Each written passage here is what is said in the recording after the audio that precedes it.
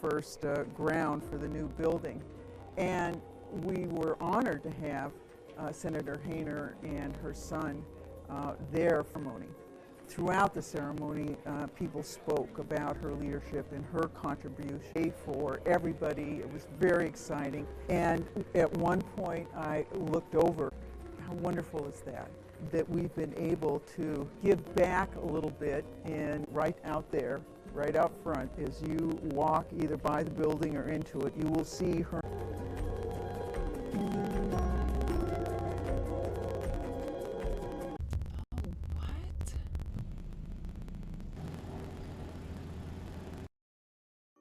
What is that? Hey buddy, what's the deal?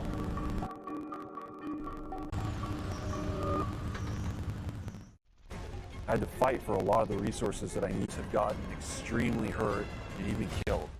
The future of space exploration is a lot of opportunity that we don't even know exists. The Artemis missions should have humans on the moon by 2026, and Mars is not far after that. We look at how Washington State is a leader for missions moving faster towards space development than ever before.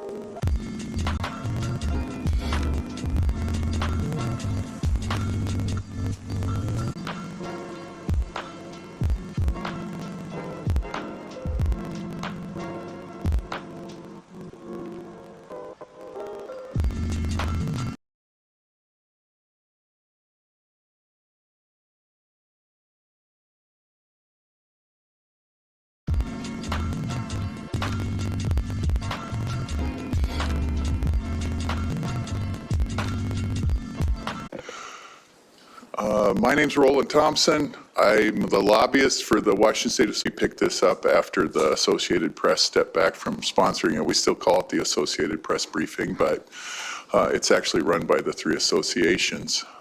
If you, as a news person here, if you ever have any problems, my phone number is 360-951-3838. Between the three of us, we can probably help you out.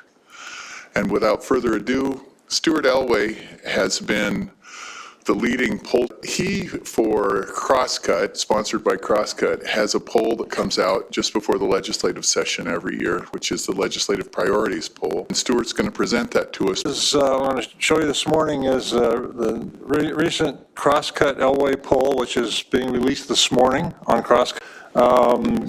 We conducted it the week between Christmas and New Year's. Seems to be a good time to catch people at home. They had a couple of toddies, they like to talk. We found over the years that it works pretty well. Margin of error, plus or minus 5%. We contact with landlines, cell phones, and texts. On the screen is the sample profile. We divide analysis purposes into those 5 regions. You can see the percentages in each one there. It's King County, Pearson, Kitsap together, North Washington, and then Eastern Washington. The demographics match. 1992, when I started the Elway poll, was something we call the Voter Outlook Index, which is questions, how are things looking? How do you think things will go over the next year or so for yourself, your household, for your community? Minimum of -8, it's never been close to that. The up, as you see, to just above the essentially flat for the whole last year. That, as I said, that drop in 2022 was the largest pandemic effect, and then it pretty much recovered or started to head it. These are the four elements that make up the index. And these are the points of where they've been since last December. So as I said, it's been pretty flat across the board. So that's the one that has dropped and kind of pulled the whole index down this year. So things are going well in my house, but the country is going to hell in a handbasket. The things your own home, you can tell every day how things are going. So this pattern has been consistent, which was 30 points. So this will come as a surprise to you. Democrats and Republicans had diametrically views of the near-term future. Well, Democrats in our poll were significantly more optimistic than Republicans. On 77% of things, Republicans thought things were getting worse. For the state, it was Democrats plus 72, their highest, and Republicans minus 49. So even in your own household, partisan identity plays a role. Here's a quick look of the last 4 years for each of those.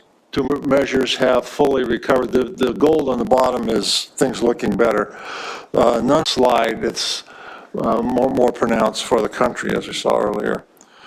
One other look at this. This is by region. So we have cross left to right, King, Pierce, and Kitsap together, North Puget Sound, which is Snohomish to Whatcom, Western Washington, which is Clallam to Clark, and then Eastern Washington, which is Red State. Between King County and the North Sound, it was much higher. So we've also asked this question every year since 1992, and it's what issues categorize it after the fact. You go through the verbatim responses. The top five, and the purple is last year's number, and you can see it's almost exactly the same percentage. So not only have people's outlook not changed over the year, their idea of what they're focusing on hasn't changed either. Here again, Democrats and Republicans, for Republicans, public safety was number one, then the economy, then taxes, then homelessness, then immigration.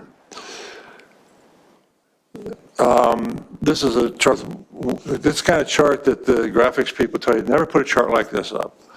Way too many economies have been number one for the last 3 years. And economy, the answers are mainly around inflation and housing costs. For public safety, it's mostly crime and drugs, mostly taxes. 2% mention the gas tax. For government, there's a issue of the polarization of government, election security, saving democracy, let's have less government, all those things are wrapped up in that. So as I said, the top five have not changed this at all. It was the highest. As a matter of fact, that 52% was the highest number that any answer has gotten since 1992 as the number one issue, and this year not one person mentioned it. Apparently the pandemic's over, or at least people are over with the pandemic. Maybe that's a better way to put it. Trade system, these two programs plus other taxes have added more than $1 billion to state revenue, more than expected. As a result, the legislature combating climate change, 30% said keep at level and use that money to reduce taxes. So by a margin of 2 to 1, people were more likely to favor using the budget surplus to fund programs rather than cut taxes. The tax cut this year was up to 30. There were majorities, or at least pluralities, in every demographic category of every category of age, income, region, all of those. Majorities in every one of those supported funding state programs. And that category was 56% of Republicans favored tax cuts. We then went through proposals. We have 6 that we tested. Some from the governor's care programs and funding to curb opioid use. The bold number there is the total. 84% supported that, including 42 supported doing that funding supported that strongly. Next one was give rebates or utility income households, 75% supported that. These were 66% supported eliminates and to opt their kids out of sex education. There's quite a lot in that question. I'm not sure if the number would be exactly the same if we separated all those items out, but the all sentiment is fairly strong. And then 57% supported repealing the capital gains tax. So here's a summary. So except for, again, party identification, there were majorities in every other category for all 6 of these. Even most Republicans and Democrats agreed on 3 of the 6 issues. The issues they did not agree on were funding housing, where 91% of Democrats supported it and 53% majority of Republicans opposed, in favor, 41 against. And repealing the capital gains tax, where 78% of Republicans supported that. Democrats, again, were split, were in favor, 39 against.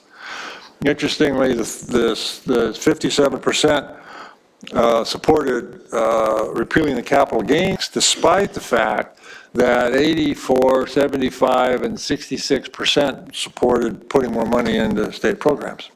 State public disclosure law says that state agency documents, including emails, should be available to the public. The state legislature, claiming legislative privilege, says emails, communications to and from legislators are exempt from the disclosure law and are not required to be made public. However, the state Supreme Court has ruled that legislators are subject to the public. As you see it, should state legislators be exempt, or should they comply with the public disclosure law?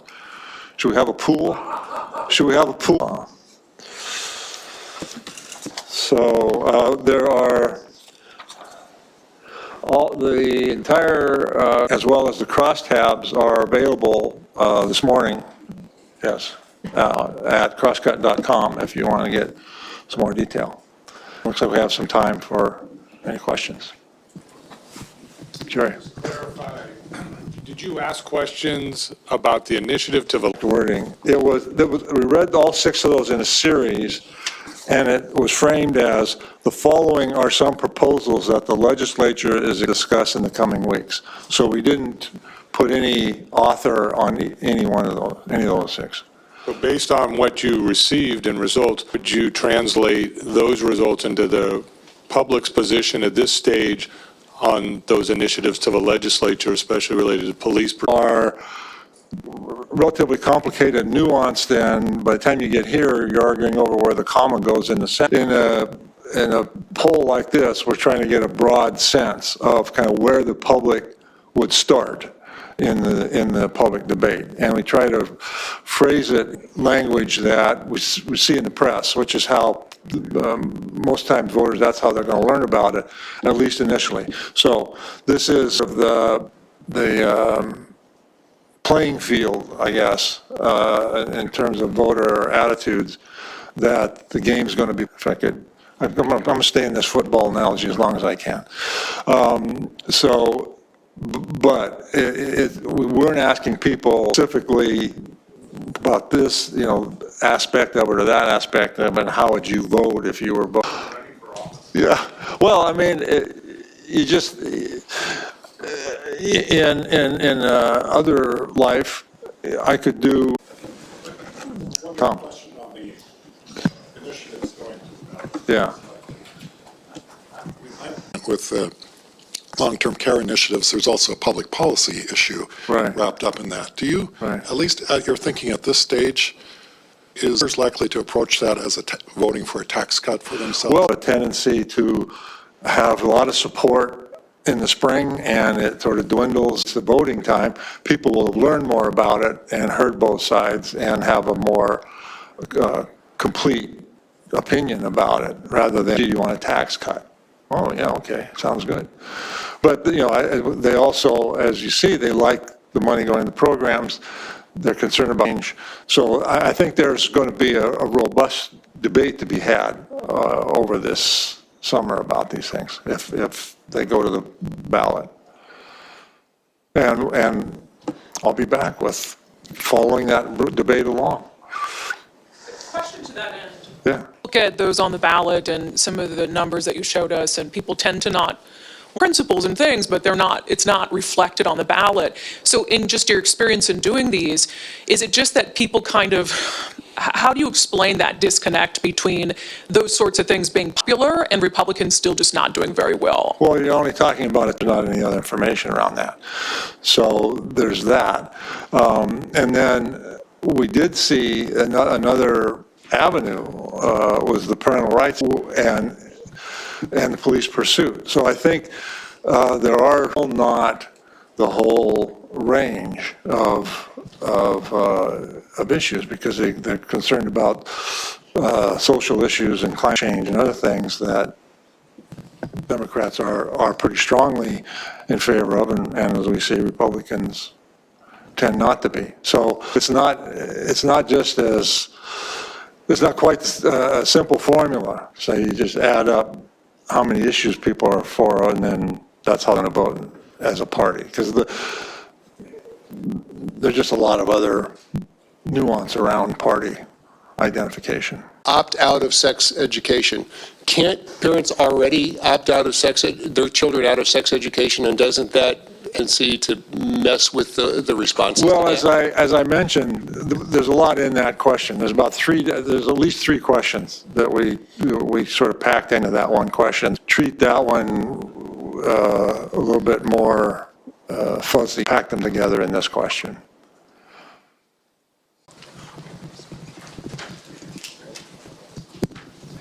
Claire Withicum is the bureau chief for the Seattle Times, and as the next panel, which is on transportation, I see two members in the room. I think if they could come up to the front here, that would be great. Thank you so much. Oh, they can end it out on. Just right here, over this one, just a little bit so that I'm not out of the way. Maybe.